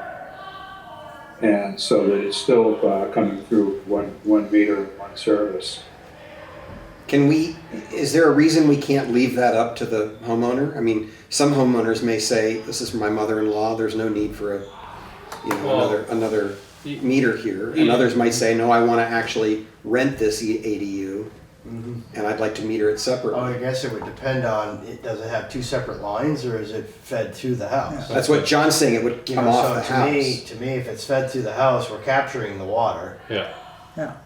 I think it just needs an if or then. Like, if it's a single line, the T must happen downstream of the meter. If it's its own independent line, it must have its own meter. I don't think there's any other discussion that really needs to be. But where else does that rule need to be written? There's no zoning or planning or building documents or permits or rules that we need to also have that. My same question as earlier, like if it's in the water ordinance, is that the only place it needs to be? Sort 'Cause of like at the same every time, like, dwelling unit must have a water connection through a meter? yeah, I mean, because what about the shit pipe? Like, does that go back to the main house and then to the city, or is that going to have their own sewer lateral? Like, I don't think it would go back to the main house. Think about my yard. Well, they'd probably pick up the main line from the house and not go back and hook to the main. That's what I would be gathering. Yeah, I mean, it all depends So on the it's still slopes and It's the still on- lot, yeah, right? true, but it's still on their service line. Okay. But I'd say the problem would be is this outlying building, something that the property could get subdivided down the road, because then, although is that something we even need to worry about? Because down the road, the state's gonna say, well, you need to have, it has to have its own service. Well, that's a question depending on how some of these other state changes come in, but, you know, the state is talking about potentially, forcing zoning in areas that have municipal water and sewer to allow up to 5 dwelling units per acre. So that would suggest fairly small lots, and if you look at, the older neighborhoods in the city, the 75 by 100 lots, that's essentially 6 units per acre. Some of the older side streets off Sias Avenue, for instance, are 6 units per acre, 100 by 75 lots. And so if you're starting to divide out ADUs on their own lots on that basis, so that they're under separate ownership,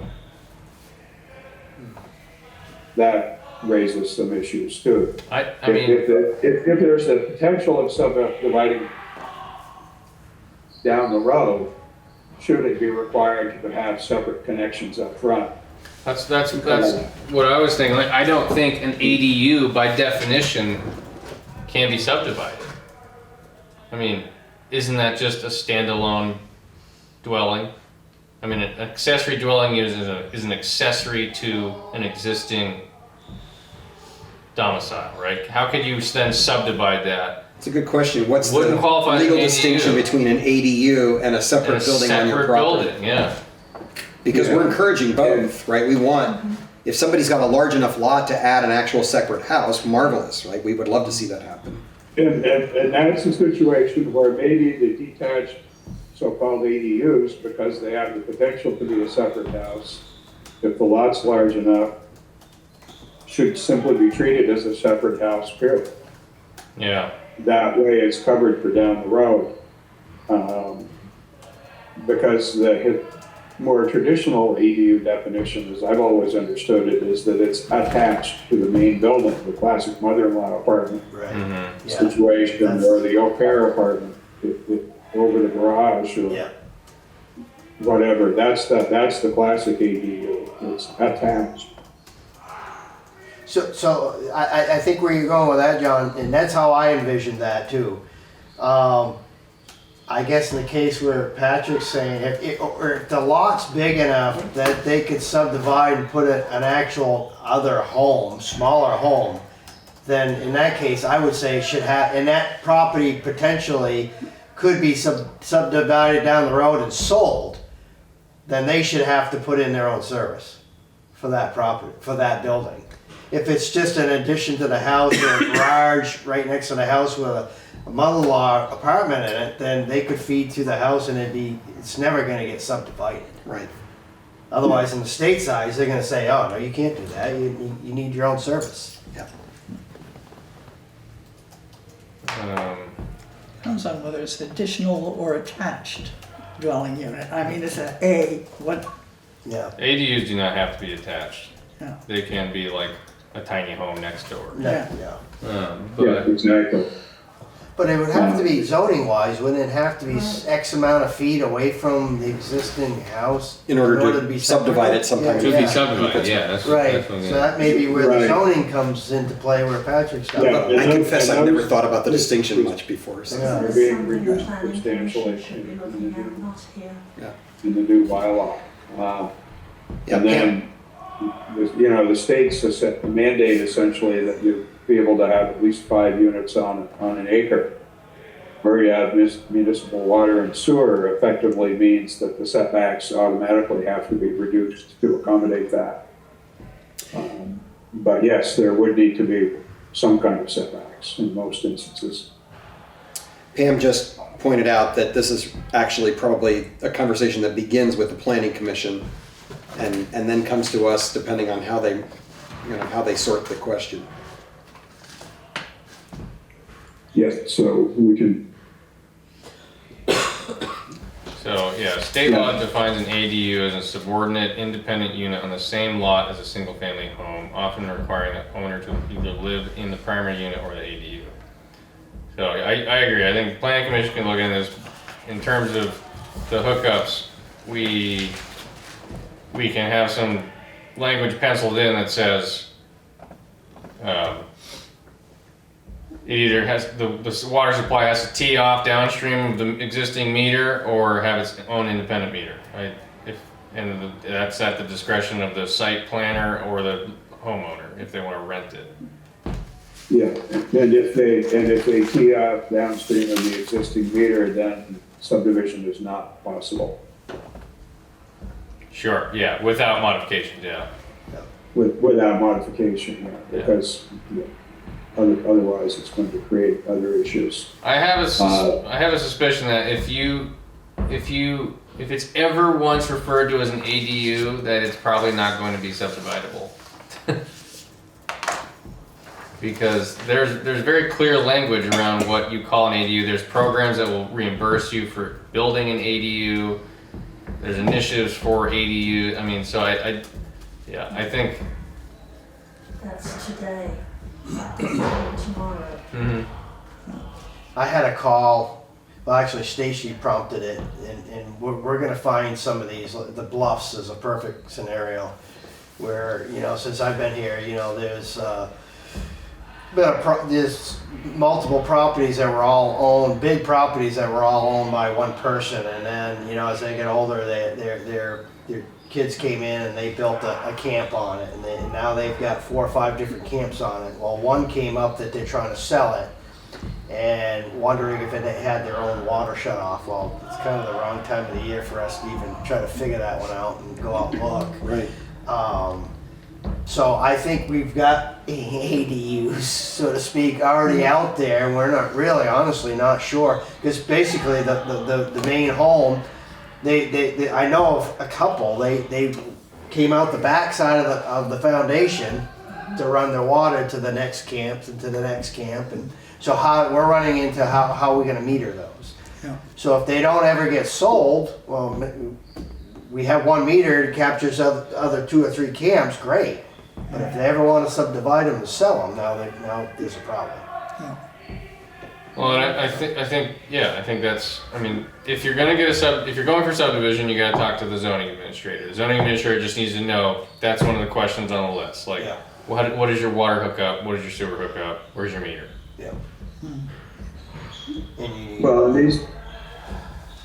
sometimes these questions come up. I've run into them over the years where, under the state wastewater rules, they have in the past sometimes allowed people to share a well.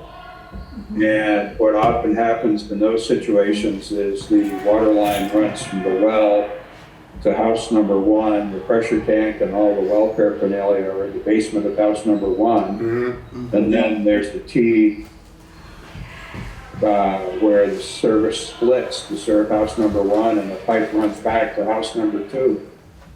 And it's great as long as everybody gets along, but as soon as there's a problem or unrelated people are there, or house number 1 doesn't pay the electric bill, so the water isn't pumping, then things go bad. Yeah. So it's sort of an extreme variation on the same theme. Yeah. As to how you deal with those issues.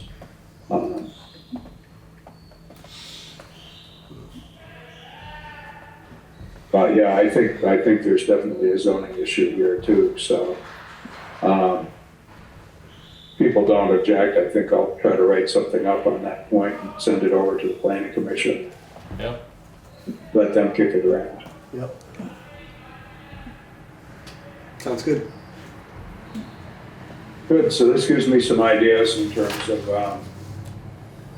trying to refine the draft. Hopefully get it to the point where we can run the concepts by the city attorney anyway and see where we have issues. Good, unless there's anything else, one sort of strange thing, having read the draft, and one, can you send a Word doc, some level of Word doc on this at all? Or I'll try to toss in a PDF for, suggestions.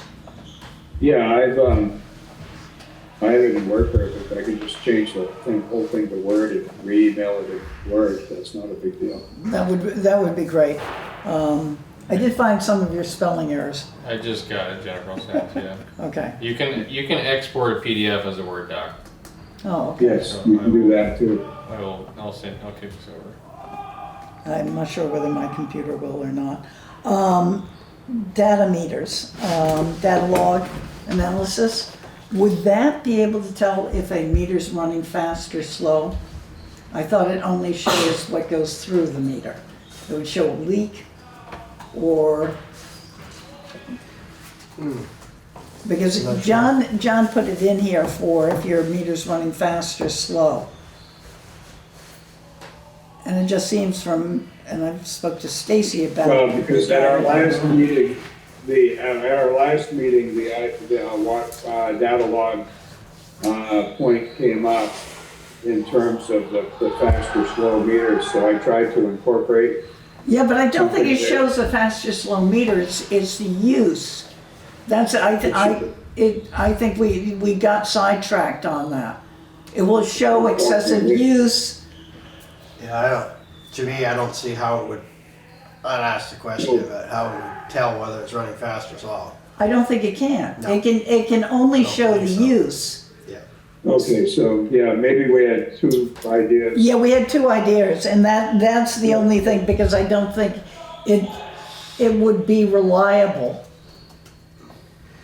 It would show if my meter, if I had a leak and therefore I'm using, 20 gallons a day that I normally wouldn't or whatever. It's running continuously. Yeah, it would show continuous, it would show the stop and go.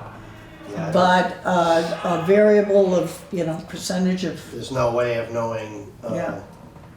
I don't see how a meter could run fast, anyways, and slow. If it's running slow, it's to the benefit of the property owner. yeah.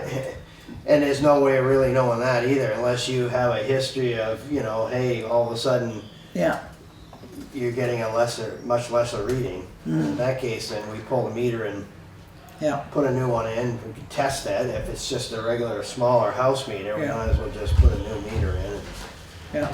count our losses. But I was gonna say it's not worth the time. it's not worth spending Yeah. money and Yeah. to have it. Well, we have this whole, there's a whole section in there, and you can understand it on some of the big meters, but Yeah. the little ones, and I just, Yeah. I don't know. So that was the only thing that really sort of jumped out, reading through this. A few other Yeah, small what section things. What section were you in? That is 4.03. And that refers to, where's the first reference to data? Data log, so second paragraph. Request a meter test, a data log analysis, or both. Oh, okay, I've got you. I'm looking at the wrong version. What? He's looking the wrong version. Oh, okay. Yeah, I've got, I only went through this after 5 o'clock today, so I'm a little short on it. okay, so at least you looked at the right one. I pulled the wrong one. Yeah, well, I have to admit, I was not pleased when I saw the change on that. Yeah, so yeah, we had a couple of concepts going at the same time before, and Yeah, I misinterpreted whatever was said. I can very much understand that. Yeah, Yeah. so. The only other thing that, while Tom is here, at the very beginning, it says, a customer shall pay the city the actual cost of the meter for where we aren't installing it, renovations, shall pay all the costs associated with its installation and with such inspection as may be performed by the city.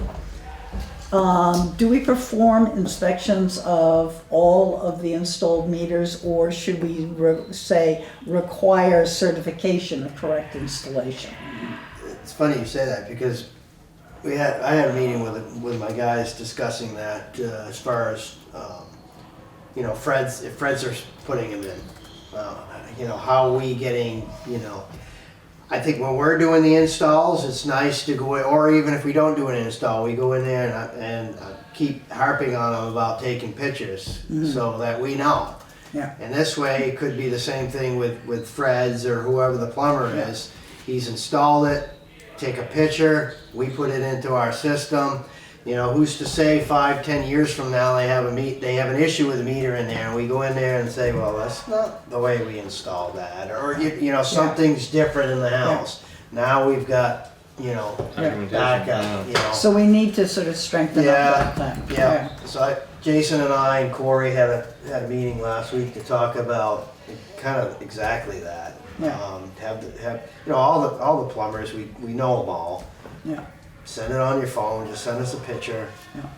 We certainly can do that. I just had a furnace inspected, and I think I have 30 photos of it. So, It means nothing to me, but you know, always nice. I dug up the notes from a long time ago, when we initially started kind of jotting down ordinance topics. And I just want to run through these, John, to make sure that, because this clearly is these are just two small sections of the greater ordinance document. Right, yeah, the idea behind this was just to get at least a few of these points in place, because some meetings ago, there was a discussion about the need for some urgency for trying to put some teeth into motivating people to get meters if they were holding out. Okay, so that's what started this whole interim discussion. okay, so on that note, you know, like these two sections that are in this draft, that puts clarity behind the metering and you know, any fees or whatever that are imposed for non-cooperative residents. As outside of these two amended sections, does the water commissioner have the authority to issue surcharges and mandate meter hookups? In the current charter, in the current ordinance, outside of these two sections. I've got it here somewhere, give me a minute. Okay. Because my top note is under revised water sewer ordinance, provide commissioners authority to issue surcharges and follow the Shut-off Enabling Act to enforce hookups, maintenance, back billing, and then provide water commissioner council with authority to issue mandate for required meter hookups. I think it's the only one. It's basically the majority is dealing with water allocation and things like that. And I didn't fully read it recently. I will admit I did not either.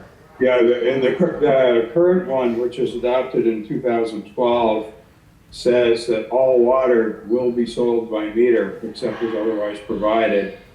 And then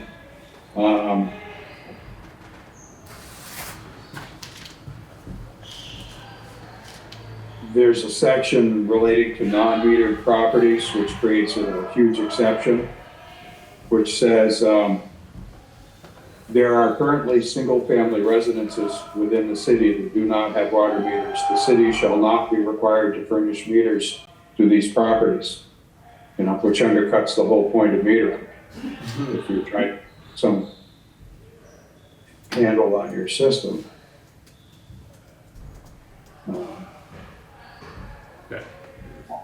And then, but yeah, the rest of the document basically deals with the whole concept about malfunctioning and 2% slow, 2% fast. All of that comes out of the 2012 ordinance. I didn't try to change any of that. Whether ultimately in a bigger picture rewrite, some of that needs to be changed because it doesn't necessarily make sense or work as a whole separate issue.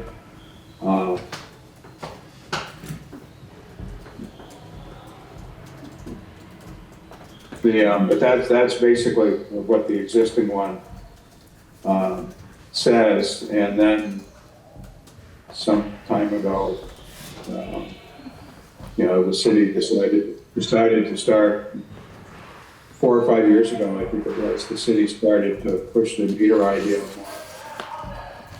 Hence the inclusion in the water tower bond. Yeah. But ultimately, it seems to me it's impossible to really design a rate system until practically everything is metered. It's going to be equitable.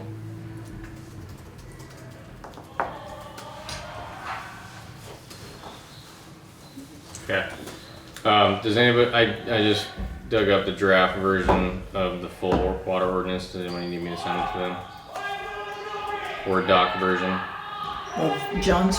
No, the full ordinance, not just the sections. You can send it. I don't think I have it as a Word doc. Okay. I have it as a print copy. Okay. Yeah, I think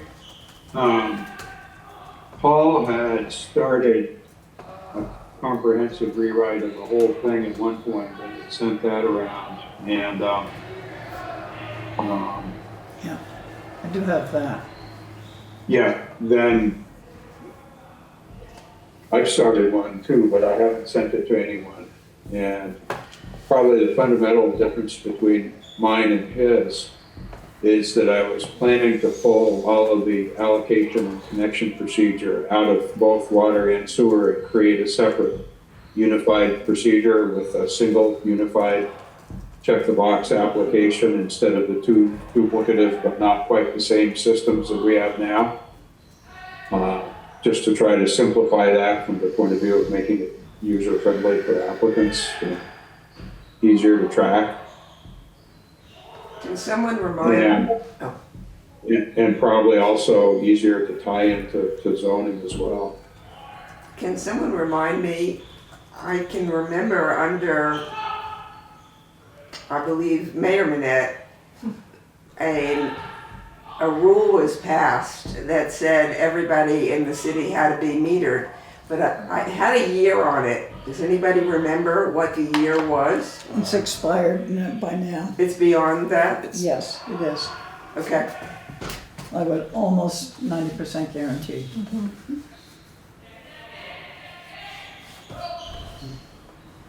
Might have been last year. I remember reading it at one point, but I have no idea what it was. Yeah. Yeah, and then, it ended up, I suspect, falling behind just because of COVID, and then not a big priority because of other projects and whatnot. Then funding for it was tied into the water tower bond to some degree, and Right. obviously we're just now getting to the point of knowing how much we have in those funds now that project is done. So it's time to do the push. So unless there's anything else, I think we should wrap it up for tonight. And Yeah, I have one comment. Those of us, And to speak up, Pam, it's hard for John to hear. those of us who sit and watch should have access to the agenda and the papers that are passed around amongst you. We don't. We're not on your email list apparently, and they're not posted on the website as they are with other groups. I'm happy to work on that with Carrie. Is there a reason for that? Yeah, I can. It's just at this point, it's just an oversight. I can talk with Carrie about trying to do it. Okay. Insofar as, certainly the agenda, we can do that. And John and others have kind of passed stuff back and forth, and I can try and stay on top of it with Carrie in terms of providing that information for folks to look at, or at least have copies here. It's a good question. It's just been it's slipped in the midst of everything else we've been doing. I just have, what I did was take the February billing and put it onto the spreadsheet that I have of all the other billings and with the quantity stuff and that type of thing. So I made a couple of copies, which as I was racing out the door, And yeah, they might run pieces of paper. But I can email this to everybody. And you guys, I've got yours. So if nobody has any objection, but it's the summary of the bills from Stacy. Sure. And it goes back numerous years. This I just printed 1 year worth. Well, I think I've shared it before, but I'll send it again with new figures. We should be able, by the next meeting, to take a look at where we stand with the most recent adjustment and how we're doing overall on expenses through the year. And I mean, at this point, I think we're probably done tinkering, but just to be clear, I think I'd like to go back and take a careful look at whether the adjustments that we've made have in fact fully covered the cost of operations for this fiscal year. And we'll know that once we get all the bills in this. Theoretically, we know it as soon as the bills go out, right? Yeah. Because Bills it's are, considered yeah. income as soon as the bills go out the door, whether or not everyone pays their bill on time. Yeah. Yes. What we don't have is the current expenses. Well, we have it. I can print that any day Yeah. and tell you what they are exactly year to date now. So Yeah. that's not a problem. Also Yeah, if we future could, ones, if we could have that for the next meeting, that would be great. Yeah. Just to see where we're at. Can I ask one clarifying question on that? But it's just for this fiscal year, right? Expenses and Correct. revenue. That's Okay. right. That's what we're looking at is since the 1st of July. Okay, Yeah. we're not trying to pay back debts with this most recent. Well, only the what is- debt is service that we Debt have to make service, this sure, year sure, is sure. certainly written in there. Yes. Well, we're not expecting to be in the black, paid off everything. No. The Yeah, debt okay, service is okay. now, projected out over 10 years, And we built it into our rate. and we've built it adjustment. into next year's budget as well. Yes, okay. Yeah. Yeah. So this is determined if we need to change rates in May or whatever. Yeah. So obviously, what I'm hoping and what I think everybody's hoping is we've tinkered to the point where we're definitely covered for this year, and we don't have to adjust it again Yeah, in the near term.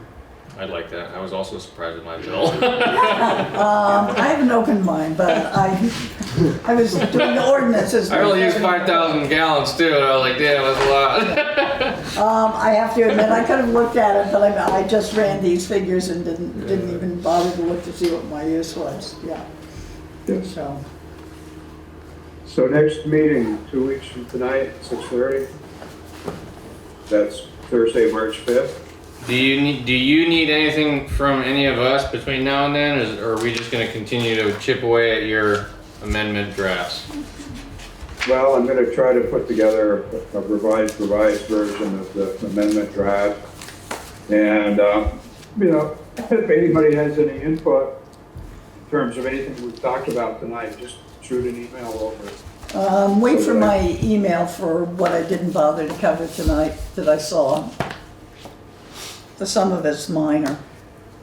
But there is the only thing to really discuss here, and I don't know that anybody wants to do it now, is whether it should say customer on referring to the water bills or whether it should say owner. Because you refer to customer and I just don't know because it really the ultimate liability of paying the bill, wouldn't it go with the property owner, not Why don't we call it the account, because that's what it says in the bill. And I think the